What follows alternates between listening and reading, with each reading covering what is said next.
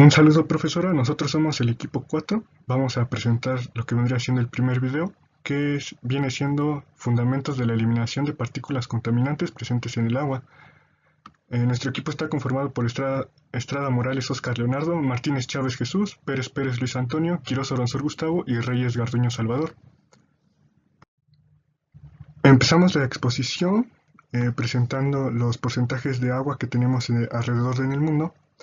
Y pues bueno, nosotros sabemos que el planeta Tierra está conformado por un 30% que vendría siendo puro sólido o de lado Tierra, y el 70% restante vendría siendo pura agua. De ese 70% se estima que el 97.5% es agua salada y el otro 2.5% es agua dulce. De este 2.5% de agua dulce se divide en lo que vendría siendo 70% de agua congelada, que pues bueno, este no es para uso humano, y el otro 30% pues bueno, son aguas subterráneas de difícil acceso. De este 30% se estima que nada más el 1% es para uso humano, que está disponible. De este 1% que nosotros podemos aprovechar, se destina al 69% para el sector agropecuario, del 19% al sector industrial y al 12% al sector municipal. Bueno, el objetivo de esta presentación es hablar de cómo se puede descontaminar o potabilizar más bien el agua de lo que vendría siendo estas aguas subterráneas.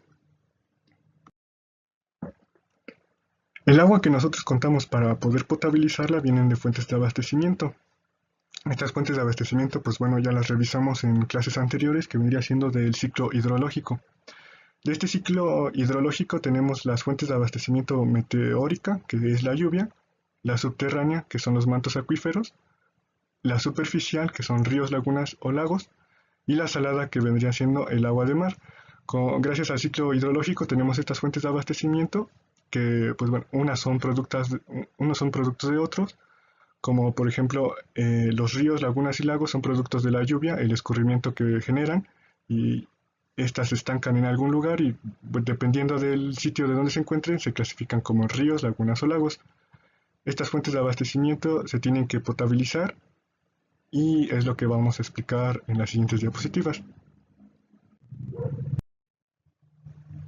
Bien, las partículas contaminantes que podremos encontrar en el agua, que en sí no son partículas, son sustancias contaminantes, no encontramos algunas partículas. Las únicas partículas que encontramos fueron partículas contaminantes en el aire, pero pues bueno, eso no tiene nada que ver con el agua. Lo que encontramos en cambio fueron las sustancias contaminantes.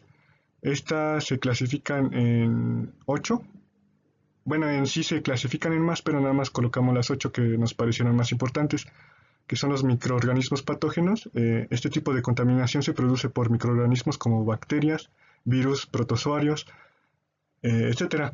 Los desechos orgánicos, que son los que nosotros originamos, las sustancias químicas inorgánicas, que son los que se encuentran originalmente en el agua, como vendría siendo algunos elementos de la tabla periódica, como nitratos, fosfatos, etcétera. Nutrientes vegetales inorgánicos, que pues bueno, de igual forma son sustancias químicas. Compuestos orgánicos como el petróleo, la gasolina, los plásticos, que también se podrían clasificar en desechos orgánicos, pero pues son más contaminantes. Sedimentos y materiales suspendidos, que son partículas que no se disuelven fácilmente en el agua. Sustancias radioactivas, que igual son de producto humano, pero pues bueno, son isótopos radioactivos solubles. Cuando están presentes en el agua pueden acumularse en las cadenas tróficas durante largos periodos de tiempo y acumularse en los tejidos de los organismos vivos, que pues bueno, son también igual contaminantes.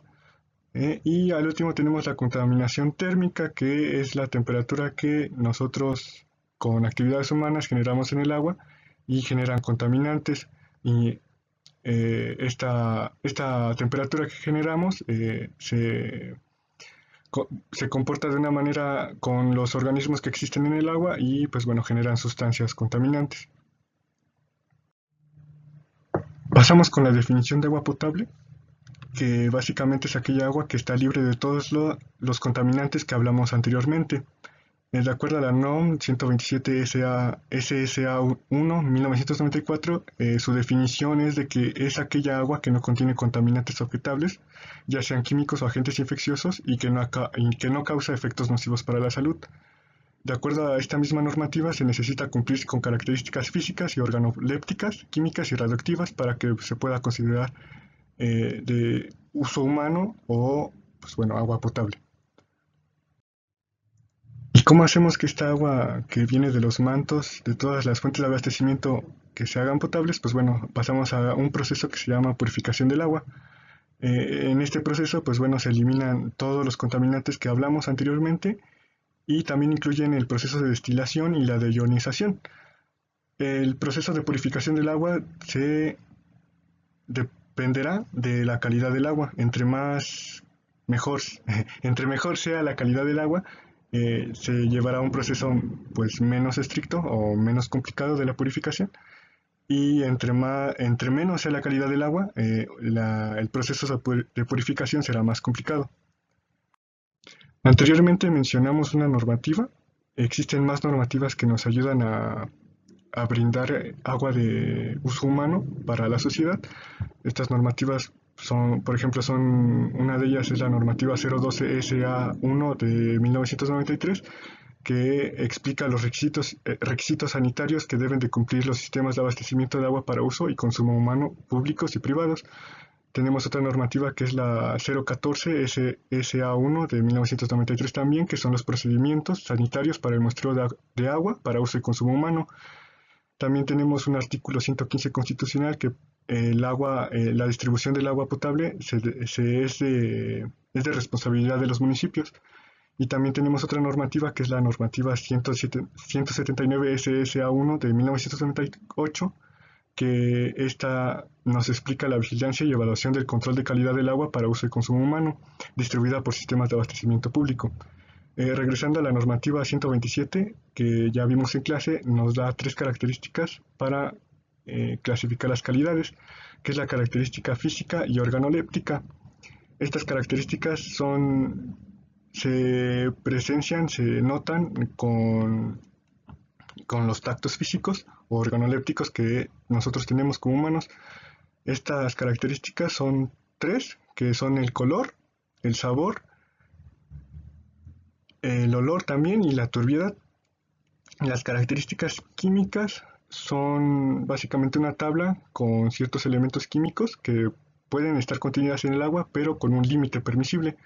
Por ejemplo, el aluminio simplemente se puede tener un 0.20 miligramos en un litro, así con varios elementos que posteriormente vamos a hablar de sus métodos, de cómo quitar esos elementos para la potabilización del agua.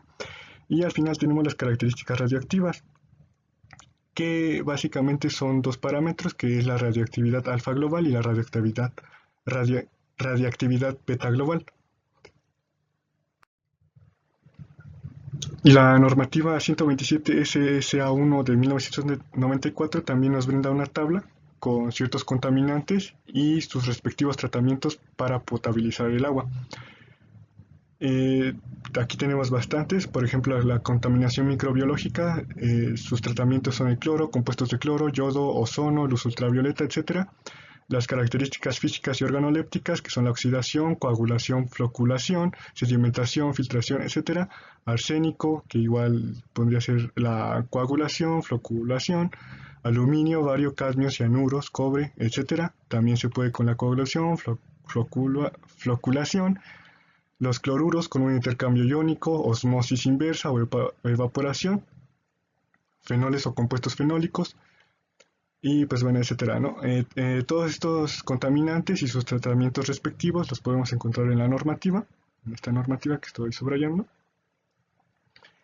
Y eso sería todo.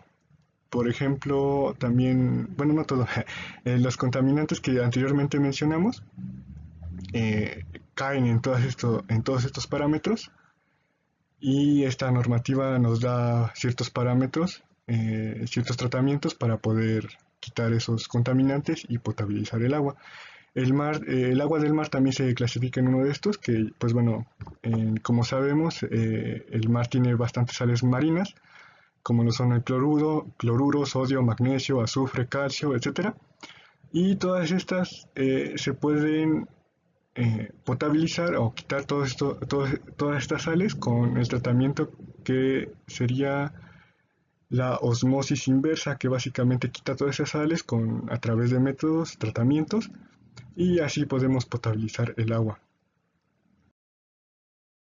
¿Qué tal? Yo les hablaré acerca de algunos tratamientos que se tienen para la desinfección del agua por diversos contaminantes. En este caso estaremos hablando del contaminante zinc y se explicará acerca del tratamiento del intercambio iónico.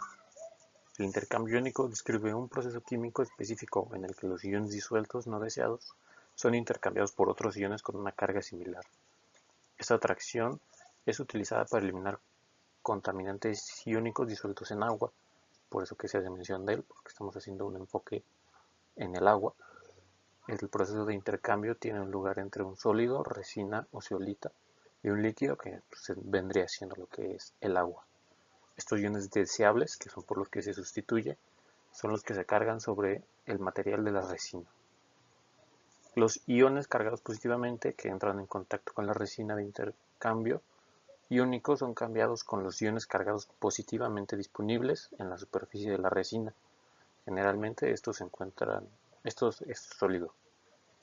Los iones cargados negativamente, por otro lado, son intercambiados con iones cargados negativamente en la superficie de la resina, generalmente cloruro.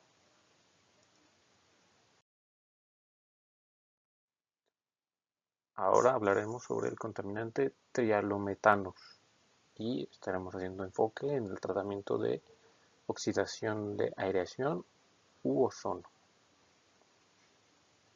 Para explicarlo más a fondo, hay que ver qué es lo que es el ozono. El ozono es, gracias a su potente capacidad de oxidación, es utilizado mundialmente en el tratamiento de depuración de aguas residuales. Existen dos puntos del proceso de depuración donde el ozono juega un papel importante. En fases previas de degradación, aireaciones o digestores, o como tratamiento terciario. Este tratamiento terciario es para quitar color, eliminar algunas bacterias restantes que sean ya muy mínimas, y cuenta con un potencial de oxidación muy elevado y su efectividad es muy superior a los productos o tratamientos convencionales. Es por eso que es tan utilizado y tan conocido a nivel mundial, ya que pues es una muy buena forma de poder desinfectar el agua, y aquí, como pueden ver en la imagen, es como funciona dicho tratamiento utilizando ozono.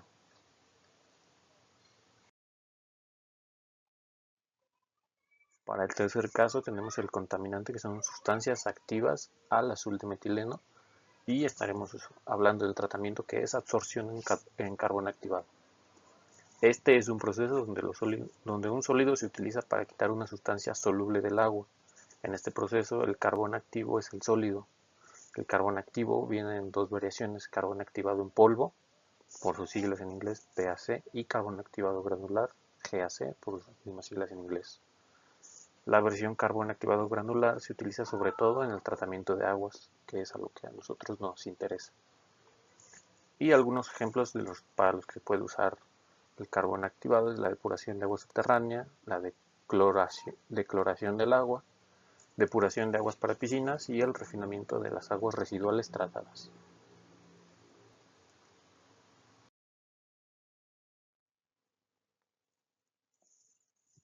Ya casi para terminar, tenemos el contaminante sulfato en el tratamiento de la osmosis inversa. La osmosis inversa es un proceso en el cual se reduce el caudal a través de una membrana semipermeable y se ejerce una fuerza de empuje superior a la presión osmótica en dirección opuesta al proceso de la osmosis, como se puede observar en esta figura.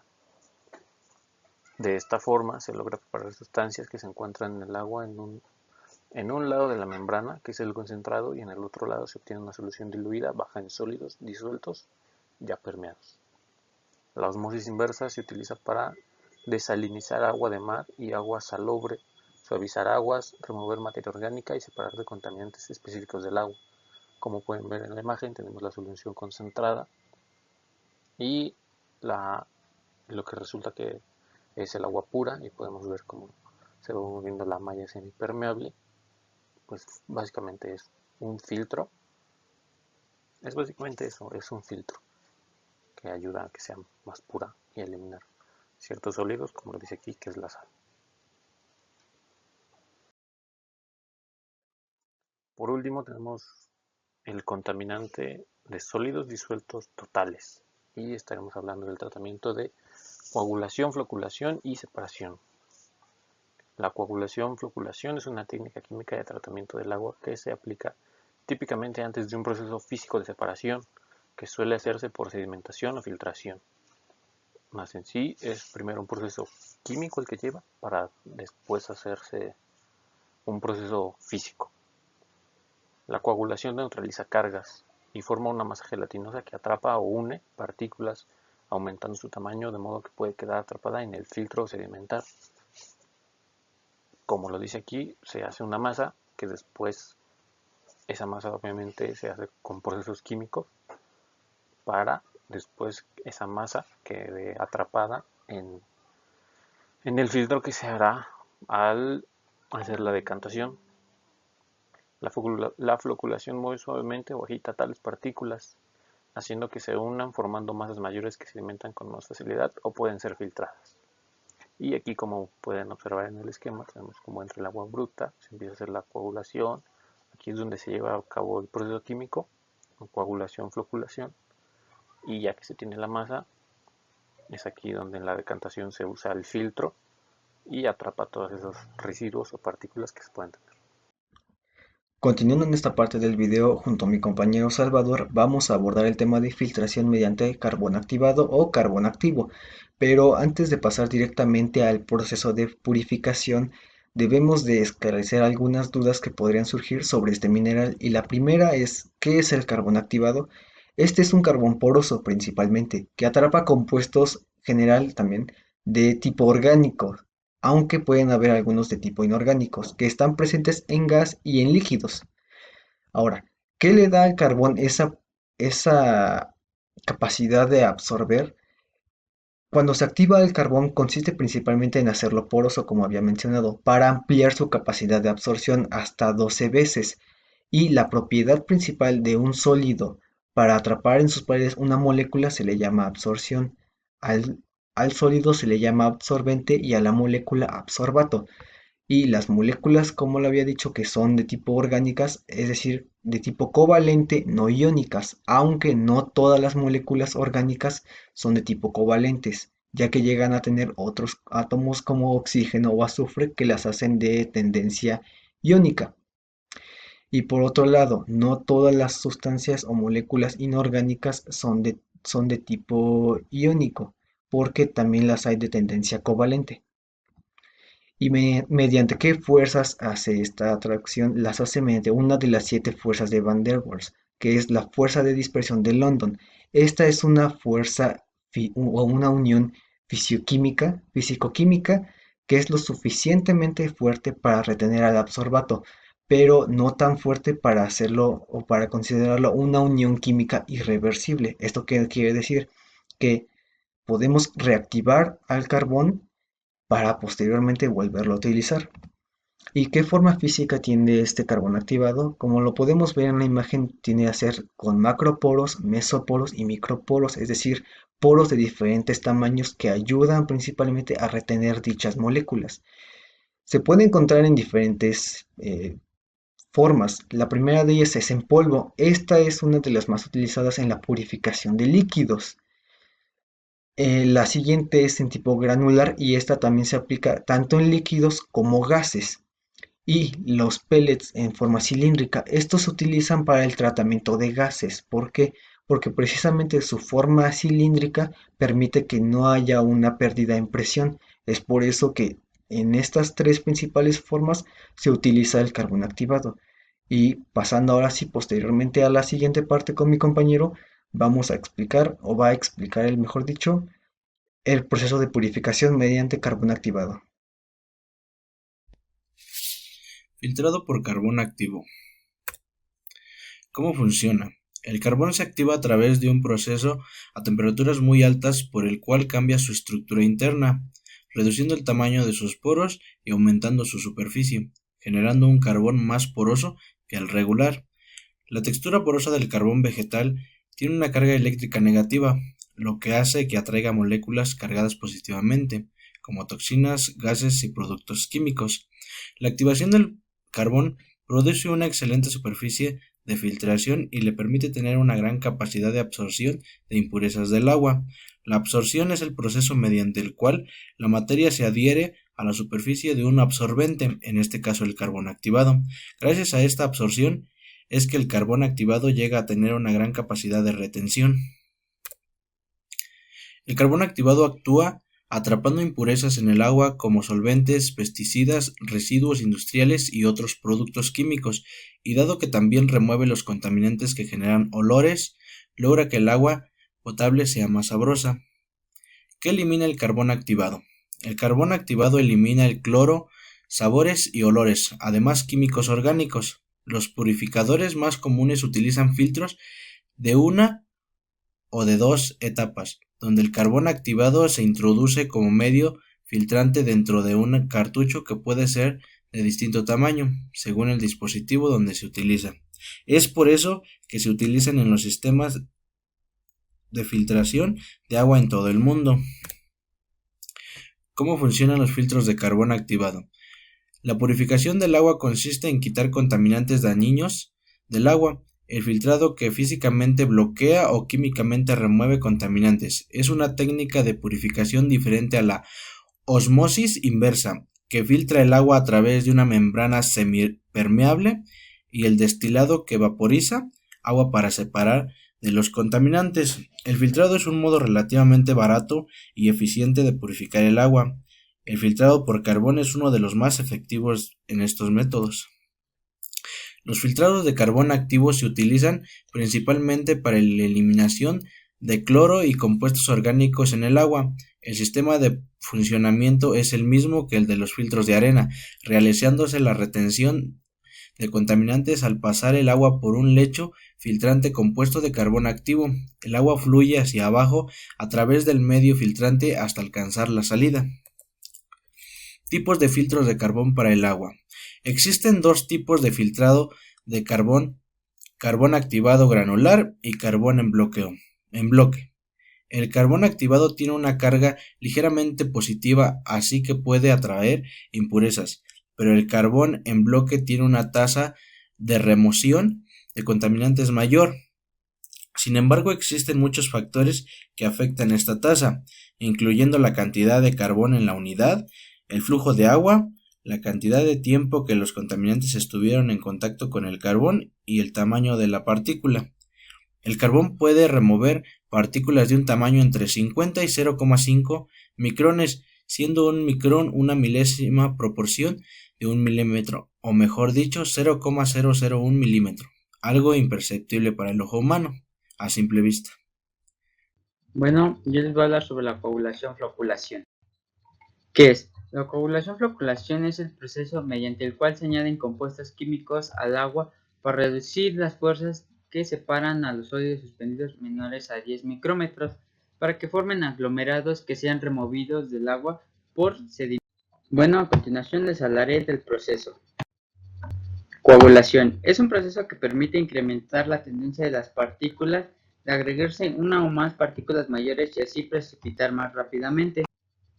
Los tipos de coagulantes. Está el sulfato de aluminio, siendo este el más usado. Reacciona a la alcalinidad del agua y a los fosfatos. También tenemos el sulfato ferroso. Se usa con cal para llevar a cabo una coagulación efectiva, donde solo es favorecida a pH altos. Floculación.